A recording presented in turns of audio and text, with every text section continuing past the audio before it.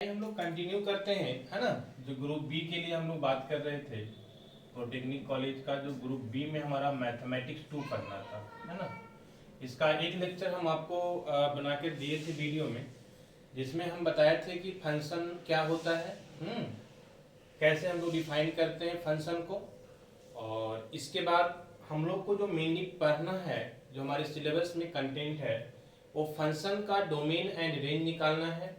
Then हम लोग क्या करते हैं कि उसी फंक्शन का लिमिट्स फाइंड करते हैं, फिर हम लोग डेरिवेटिव की बात करते हैं। तो ये 3 पॉइंट्स हैं, बार बार इसको रिपीट करते हैं क्योंकि आपको ये पता होना चाहिए कि हमारा सिलेबस में क्या है, हमारा क्वेश्चंस कैसे पूछा जाएगा, कहाँ से पूछा जाएगा, ये पता होना चाहिए, तभी आप अच्छे से परफॉर्म कर पाएंगे एग्जाम में, है ना। तो फंक्शन में हम थोड़ा सा बेसिक चीज भी आपको बताए थे कि कैसे हम लोग डोमेन निकालते हैं, ठीक है। लास्ट वीडियो में हम सिर्फ डोमेन की ही बात किए थे, यहाँ पे हम लोग डोमेन और रेंज दोनों निकालने की बात करेंगे। और हम आपको ये भी बताएंगे कि किस टाइप के फंक्शन में कैसे हम लोग डोमेन और रेंज का वैल्यू फाइंड करेंगे, ठीक है। आपको कुछ प्रीवियस ईयर को लेकर के हम आपको बात करेंगे, क्योंकि उतना टाइम हम लोग के पास है नहीं कि बहुत सारा अलग अलग क्वेश्चंस बनाते रहें। तो कॉन्सेप्ट को सीखेंगे, है ना, कुछ एग्जाम्पल के थ्रू हम आपको समझाएंगे एंड देन हम लोग डायरेक्ट आ जाएंगे प्रीवियस ईयर पे, ठीक है। क्योंकि प्रीवियस ईयर क्वेश्चंस हमको ये बताता है कि हमारा जो यूनिवर्सिटी में क्वेश्चंस आएगा उसका लेवल क्या होगा, कैसा क्वेश्चंस पूछा जाएगा। समझ में आ रही बातें? तो आइए, लास्ट क्लास में जो हम आपको बताए थे, हम आपको सिंपल बताए थे कि अगर हमारे पास, है ना, कुछ इस टाइप का हो कि अगर हमारे पास f of x is equal to, हम बताए थे कि फंक्शन को दो तरह से हम रिप्रेजेंट करेंगे, तो f of x is equal to लिखेंगे या फिर y इज इक्वल टू लिखेंगे, ठीक है ना बात। तो जो भी रहेगा दोनों को हम लिख सकते, दोनों तरह से हम लिख सकते हैं फंक्शंस को, इसमें कंफ्यूज नहीं करना है। तो हम आपको क्वेश्चंस बताए थे कि मान लिया जाए हमारे पास कुछ ऐसा है कि f of x is equal to rational function है। रेशनल फंक्शन का मतलब क्या होगा, पी वाई क्यू के फॉर्म में, है ना। मतलब ऊपर भी हमारा कुछ फंक्शन है और नीचे भी हमारा कुछ फंक्शन है x के फॉर्म में, ठीक है। तो हम बताए थे कि इसको हम लोग कैसे सॉल्व करते हैं, ठीक है।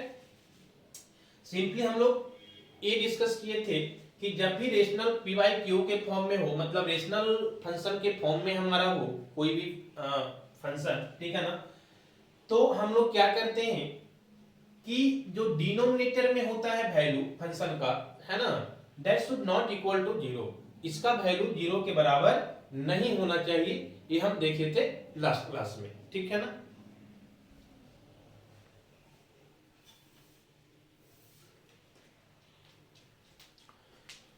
तो एक आपको हम बताए थे कि अगर इस टाइप का हो तो x minus 1 should not equal to 0, it means कि x is not equal to, minus इधर आएगा तो क्या हो जाएगा, प्लस, मतलब x का वैल्यू नहीं होना चाहिए, ठीक है। डोमेन निकालने का ये मेथड हम आपको बताए थे कि अगर हमारे पास रेशनल फंक्शन है तो हम इस तरह से डोमेन निकालेंगे। ऐसे भी आप लोग जानते हैं क्यों बोलते हैं कि x माइनस 1 का वैल्यू 0 नहीं होना चाहिए, क्योंकि डिनोमिनेटर में अगर कोई वैल्यू 0 हो गया तो फंक्शन फिर डिफाइन नहीं होगा, f ऑफ x डिफाइन नहीं होगा, कोई भी रियल नंबर के लिए डिफाइन नहीं होगा। इसीलिए हम बोलते हैं कि हमारा जो डिनोमिनेटर का फंक्शन है that should not equal to 0, ठीक है। और यहाँ से जो वैल्यू आता है ये हमारा मिल जाता है। अब इसको कैसे रिप्रेजेंट करते हैं हम सारा चीज बता चुके हैं, थोड़ा सा हम आपको रिवाइज कर दें ताकि आप एक बार लाइन अप हो पाए कि हम लोग क्या बात किए थे और क्या करने जा रहे हैं, ठीक है। तो हम आपको बताए थे कि अगर इस टाइप का हमारे पास फंक्शन होता है तो डोमेन कैसे लिखते हैं, तो इसके मतलब है कि x का सारा वैल्यू हो सकता है एक्सेप्ट 1, एक्सेप्ट मतलब 1 नहीं हो सकता, 1 के अलावा जो है सारा रियल नंबर हमारा डोमेन हो सकता है। इसके मतलब यही हुआ, समझ में आ रही बात। x is not equal to 0, domain होता क्या था, तो x का वो सारा वैल्यू जिसके लिए हमारा फंक्शन डिफाइंड होता है, तो वो सारा के लिए डिफाइंड होगा लेकिन किसके लिए नहीं होगा, 1 के लिए डिफाइंड नहीं होगा। तो हम बताए थे कि इसको हम लोग लिखते कैसे हैं, तो सारे रियल नंबर के लिए डिफाइन होगा लेकिन जो नहीं, जिसके लिए नहीं होगा उसको माइनस कर देते हैं इस तरह से। ये हमारा डोमेन को रिप्रेजेंट करने का तरीका है। क्लियर है बात? चलिए, तो यहां तक हम लोग डिस्कस कर लिए थे, ठीक है। नेक्स्ट कुछ और टाइप का हमारे पास फंक्शन हो सकता है, खासकर रूट वाले क्वेश्चंस बहुत आते हैं प्रीवियस ईयर में, हम आपको बताएंगे अभी, है ना। प्रीवियस ईयर का क्वेश्चंस भी हम आपको करवाएंगे जिसमें रूट वाले फंक्शन जो है बहुत ज्यादा देखा गया है कि एग्जाम में पूछा जाता है। रूट मतलब रूट के अंदर कोई फंक्शन आपको दे देगा, है ना, और बोलेगा कि इसका डोमेन और रेंज आप निकाल के बताइए कितना आएगा। ठीक है, तो थोड़ा सा हम आपको कॉन्सेप्ट पहले बता देते हैं। हम क्या बोले कि सबसे पहले हम कॉन्सेप्ट देखेंगे कि किस टाइप का फंक्शन में कैसे हम लोग डोमेन और रेंज निकालते हैं। ठीक है, और उसके बाद प्रीवियस ईयर क्वेश्चंस के थ्रू हम लोग बात कर लेंगे, क्योंकि हमारा जो लेवल है वो समझ में आ जाएगा कि हमारा किस टाइप का क्वेश्चन पूछा जाता है, वो प्रीवियस ईयर से मिल जाएगा। ठीक है, चलिए तो पहले समझते हैं कि अगर हमारे पास रूट में कोई है फंक्शन तो उसका वैल्यू हम कैसे निकालेंगे डोमेन और रेंज के फॉर्म। आइए मान लिया जाए कि कोई क्वेश्चन हमारे पास कुछ भी है, एबीसीडी फंक्शन, मान लिया कि हमारे पास फंक्शन है ना ए है। ए का मतलब क्या हुआ कि ए की जगह पे कोई भी फंक्शन हो सकता है ना। यहाँ पे जो हमारा रूट है, कहने का मतलब है कि इसको आप ऐसे लिखिए तो ज्यादा अच्छे से समझ में आएगा, है ना। हम आपको समझाने की कोशिश कर रहे हैं कि मान लिया जाए कि हमारा रूट अंडर ए है। ए का मतलब क्या हुआ कि ए की जगह पे कोई भी फंक्शन हो सकता है ना। किसी पार्टिकुलर फंक्शन को लेके हम बात करते हैं तो बच्चे को लगता है कि अच्छा यही फंक्शन के लिए ऐसा हो रहा है, नहीं। रूट के अंदर चाहे जो भी फंक्शन हो, सबके लिए हमारा कॉन्सेप्ट क्या रहेगा, सेम रहेगा। इसीलिए हम कोई पार्टिकुलर फंक्शन लेकर बात नहीं कर रहे हैं, हम कुछ एज्यूम कर लिए हैं ए, है ना, कि अगर हमारे पास कोई है ना रूट के अंदर फंक्शन है ए की जगह पे कोई भी फंक्शन हो सकता है। मान लिया कि ए की जगह पे हमारा हो सकता है x square plus 2x plus 3, कुछ भी हो सकता है। समझ में आ रही बात। तो एक कॉमन फंक्शन हम लेके बात कर रहे हैं कि अगर हमारे रूट के अंदर कोई एक फंक्शन है तो उसको हम कैसे ट्रीट करेंगे to find the value of domain and range, है ना। डोमेन निकालने के लिए हम कैसे उसको है ना स्टार्ट करेंगे। तो सबसे पहले आपको समझ में आना चाहिए कि रूट का अंदर का जो भी फंक्शन है that should be greater than equal to 0। क्या होना चाहिए, ग्रेटर देन इक्वल टू 0 होना चाहिए। समझ में आ रही बात। कहने का मतलब कि रूट के अंदर क्या है, हमारा a है, तो a जो है ग्रेटर देन इक्वल टू क्या होना चाहिए, 0 होना चाहिए, है ना। अब a की जगह पे जो भी फंक्शन रहेगा, है ना, मान लिया कि x square minus 3x plus 2 है a की जगह पे, है ना। आपका फंक्शन कुछ ऐसा था, रूट अंडर है ना x square minus 3x plus 2, suppose at a आपका फंक्शन था। क्लियर। तो होना क्या चाहिए कि रूट के अंदर जो भी हमारा फंक्शन है that should be greater than equal to 0। कभी इसके अंदर का वैल्यू निगेटिव नहीं आना चाहिए। क्यों, समझिएगा मेरी बातों को। देखिए अगर कोई वैल्यू हमारे पास निगेटिव आ जाता है, जैसे -2 आ गया, ठीक है, तो जब -2 हमारा वैल्यू आ गया तो ये हमारा डोमेन और रेंज के लिए, डोमेन के लिए हमारा ये जो -2 रूट अंडर है वो एज ए रियल नंबर हमारा डिफाइन नहीं होगा, है ना। क्यों नहीं होगा, कैसे नहीं होगा, इसका भी डिटेल्स कहानी है, लेकिन हम उतना पे भी नहीं आते हैं। सिंपल आपको समझना है कि निगेटिव नहीं आना चाहिए। हाँ, ग्रेटर देन इक्वल टू का मतलब क्या हुआ कि भाई 0 से बड़ा हो सकता है, इक्वल टू 0 भी हो सकता है, लेकिन 0 से छोटा नहीं हो सकता, लेस देन नहीं हो सकता। लेस देन नहीं होने का मतलब क्या है, 0 से लेस देन क्या होगा, निगेटिव वैल्यू नहीं होगा कुछ भी, तो निगेटिव नहीं होना चाहिए, है ना।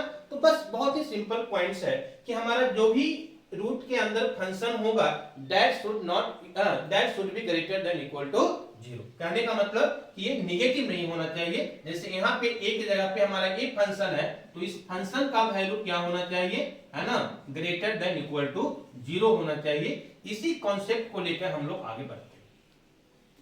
सिंपल सी कॉन्सेप्ट है, कुछ नहीं करना है, बस ये समझना है कि जो भी हमारा फंक्शन का वैल्यू है, जो भी है, वो कितना होना चाहिए, ग्रेटर देन इक्वल टू 0 होना चाहिए। बस इतना समझना है, ठीक है बात। चलिए आगे हम देखते हैं। एक मिनट,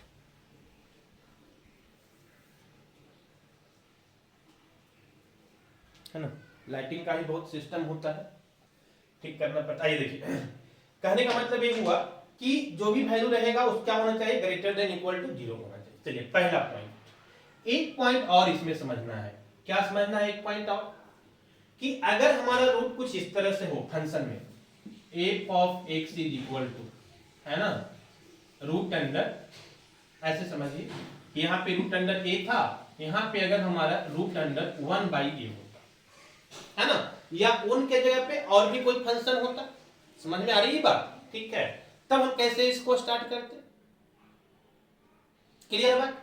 तो यहां पे ध्यान दीजिएगा, दोनों में डिफरेंस हो जाएगा, थोड़ा सा स्लाइटली डिफरेंस होगा। क्या डिफरेंस होगा, कि यहाँ पे हम क्या बोले कि हमारा ग्रेटर देन इक्वल टू क्या होना चाहिए, 0 होना चाहिए, मतलब निगेटिव नहीं होना चाहिए। यहां पे आपको समझना है कि इक्वल टू 0 भी नहीं होना चाहिए। क्यों? क्योंकि अगर रूट के अंदर का फंक्शन का वैल्यू 0 हो जाएगा तो उसका वैल्यू हमारा क्या होगा, 0 होगा। तो समथिंग बाई 0, जैसे ही डिनोमिनेटर में 0 आ गया, आप याद कीजिए पहले वाला जो हम लोग बात किए थे कि कोई भी फंक्शन रेशनल में है तो डिनोमिनेटर का पार्ट 0 नहीं होना चाहिए, वही कॉन्सेप्ट आ जाएगा। 0 नहीं होना चाहिए, क्यों?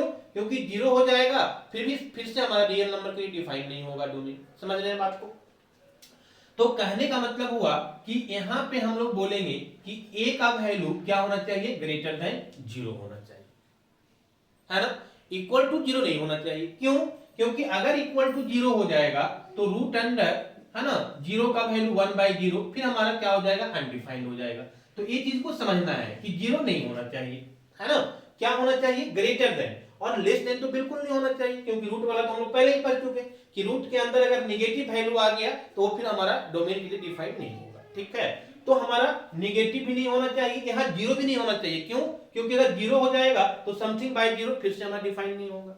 ठीक है ना। तो यहाँ पे एक ही कंडीशन होना चाहिए, क्या, कि जो भी फंक्शन के अंदर का वैल्यू है that should be greater then 0, हमारा ग्रेटर देन 0 वैल्यू आना चाहिए। ठीक है, बस इतना सा स्लाइटली डिफरेंस है। अगर रूट के लिए, रूट के अंदर आपके पास फंक्शन है तो ये दोनों कॉन्सेप्ट अगर आपको पता है तो आप इजीली यहां से क्वेश्चंस बना सकते हैं।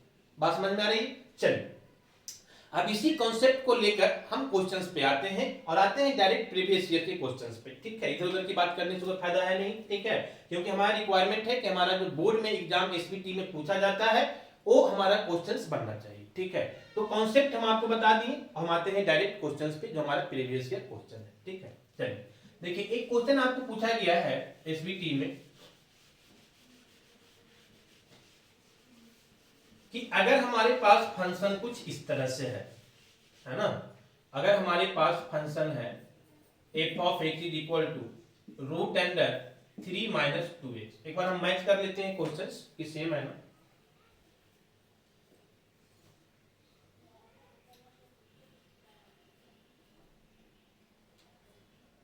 f of x is equal to, है ना, 3 माइनस 2x। हाँ, ये आपको एसबीटी 2019 में 2019 में एक क्वेश्चन पूछा गया था हमारा एसबीटी में कि इसका डोमेन एंड रेंज निकालिए। दोनों चीज निकालना है आपको, है ना, डोमेन भी निकालना है इसका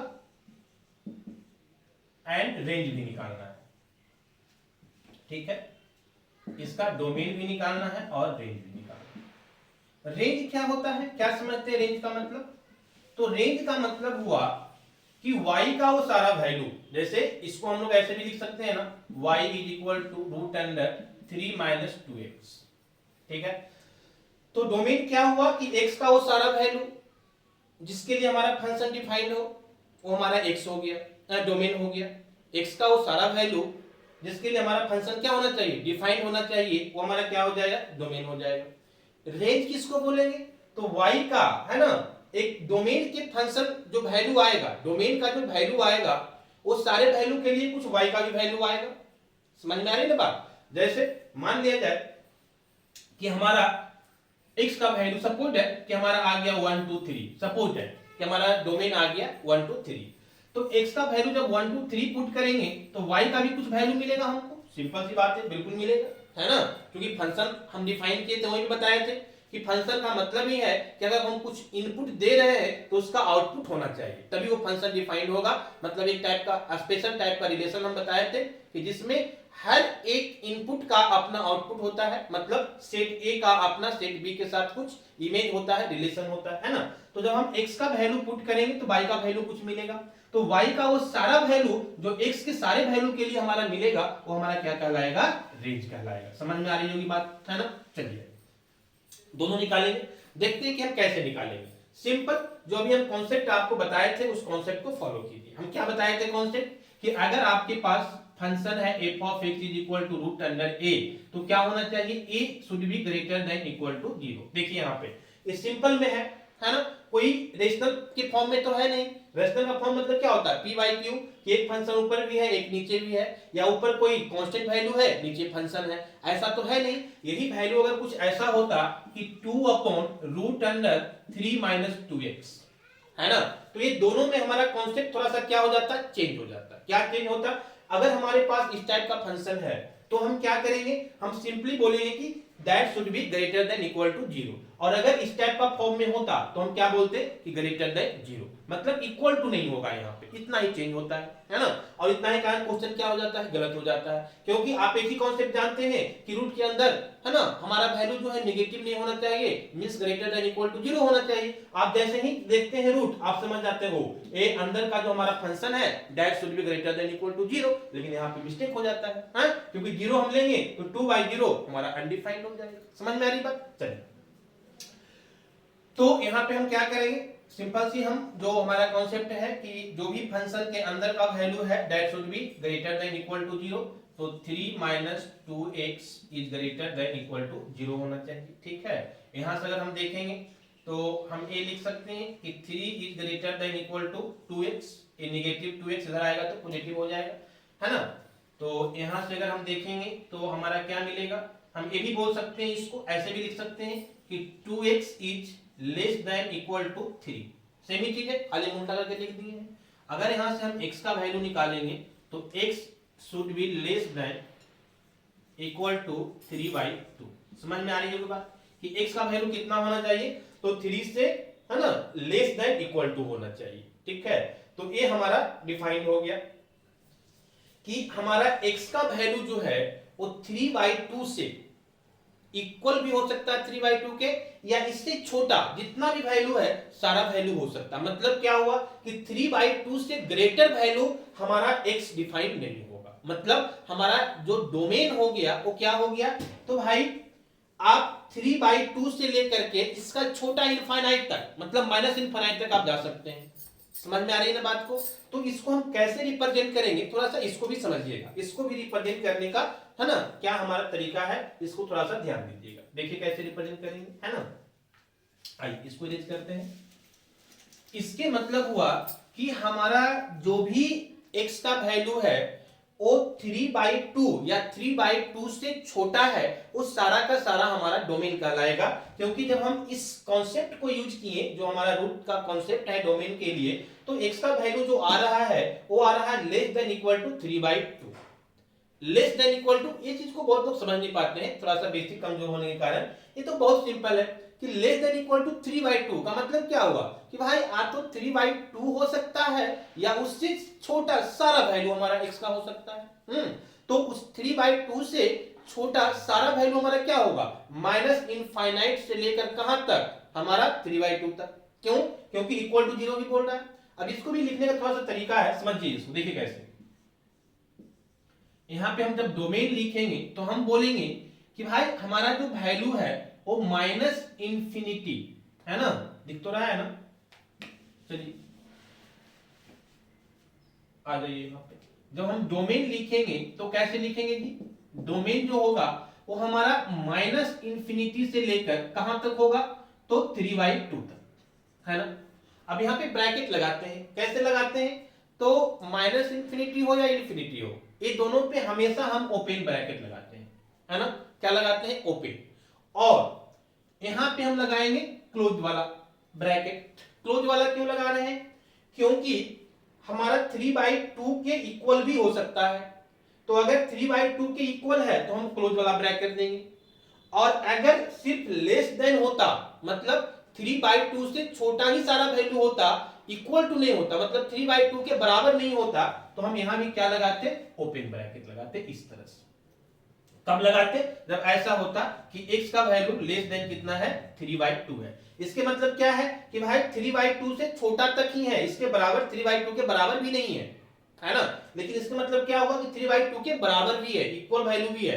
तो जहां पे 3/2 के इक्वल है तब हम क्या लगाएंगे, है ना, क्लोज वाला ब्रैकेट लगाएंगे, है ना। और अगर हमारे पास 3/2 से छोटा होता तो हम ओपन लगाते। तो यहाँ पे क्या है, इक्वल टू भी है, तो हम क्या लगाएंगे यहाँ पे, आपको इस तरह से क्लोज वाला ब्रैकेट। क्लियर है बात। और माइनस इंफिनिटी इंफिनिटी पे हमेशा ओपन आएगा, उसमें टेंशन ही नहीं लेना, ठीक है। तो इस तरह से हम डोमेन को रिप्रेजेंट करेंगे, एक तरीका होगा डोमेन को लिखने का। क्लियर है यहां तक बात। चलिए अब बात उठती है कि रेंज कैसे निकालेंगे। अगर हमारे पास रेंज निकालने की बात हो तो देखिए रेंज कैसे निकालें, समझिए मेरी बात को, ठीक है। ये तो हमारा डोमेन हो गया। अब रेंज कैसे निकालेंगे? तो रेंज को निकालने के लिए ध्यान दीजिएगा कैसे हम फाइंड करेंगे। रेंज क्या होता है, तो हम दोनों को एक ही तरह से डिफाइन करते हैं कि x का वो सारा वैल्यू जिसके लिए हमारा फंक्शन डिफाइन हो रहा है वो डोमेन होता है ना।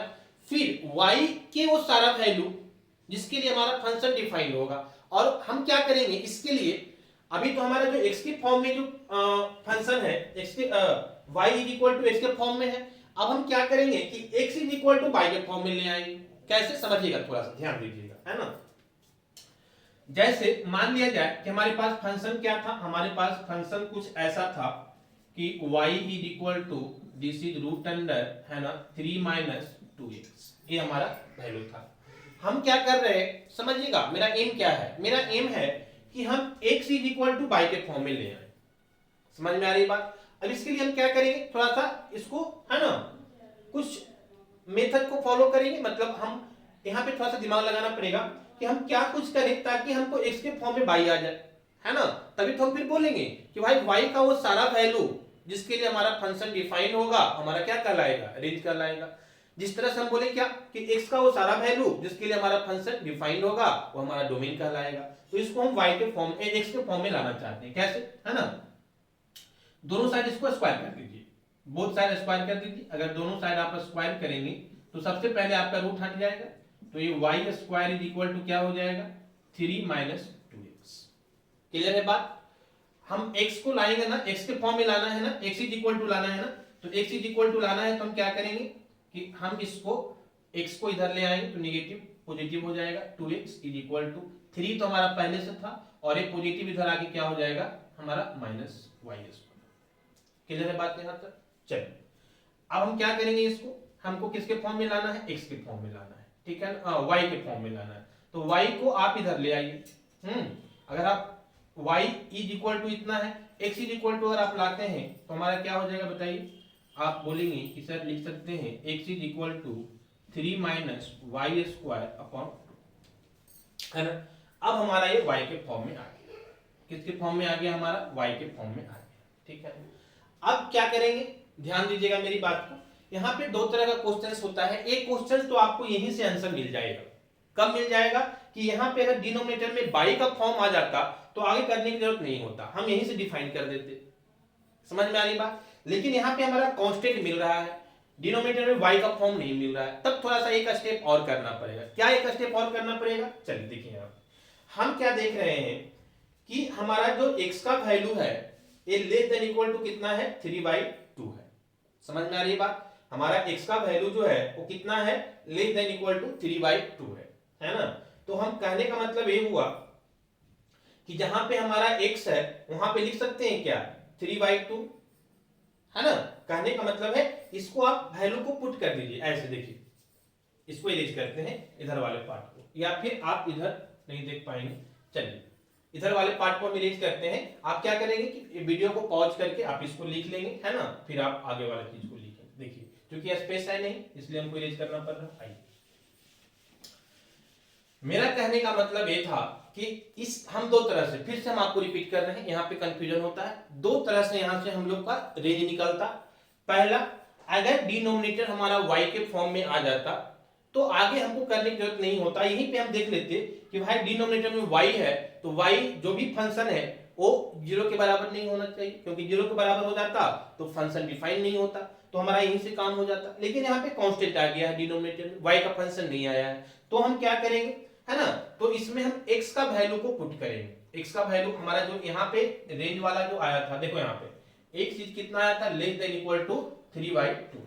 ध्यान दीजिएगा, this is less than equal to 3/2। Clear है बात? अब क्या है कि x का वैल्यू हमारा कितना आया है, x के फॉर्म में हमारा 3 माइनस y स्क्वायर बाई 2। तो जहां x है वहां पे हम क्या लिख सकते हैं, हम लिख सकते हैं 3 minus y square upon 2 less than equal to 3/2। Clear है बात? चलिए तो अब यहां से हमारा क्या हो जाएगा, यहां से अगर हम लिखेंगे तो इसको अलग अलग कर लीजिए। अलग अलग करने का मतलब हम इसको लिख सकते हैं 3/2 और minus y square by 2 less than equal to 3/2, है ना। दोनों सेम ही चीज है। आप एलसीएम लीजिएगा, 2 एलसीएम होगा, सॉल्व कीजिएगा, आपको यही टर्म आ जाएगा। तो इसको हम ऐसे भी लिख सकते हैं और इसको हम ऐसे भी लिख सकते हैं, ठीक है ना। चलिए अब ऐसा करने से क्या हुआ, ऐसा करने से हमारा ये हुआ कि ये 3/2 हम इधर ला सकते हैं, कांस्टेंट को एक साइड रख सकते हैं, तो -y² 2 is less than equal to this is 3/2 plus इधर आके माइनस हो जाएगा तो 3/2, ये प्लस माइनस 0 हो जाएगा, है ना। तो -y² 2 is less than equal to 0। अब देखिए 2 से मल्टीप्लाई कीजिएगा फिर से 0 हो जाएगा, तो y² is less than equal to 0। अब चलिए यहां तक हमारा आ गया। अब देखिए ध्यान दीजिएगा, यहाँ पे बहुत लोग कंफ्यूज करते हैं। क्या कंफ्यूज करते हैं कि बहुत लोग क्या करेंगे कि इसको माइनस को लाके डिवाइड कर देंगे और बोल देंगे कि हमारा, है ना, y² is less than equal to 0, जो कि बिल्कुल गलत है ना।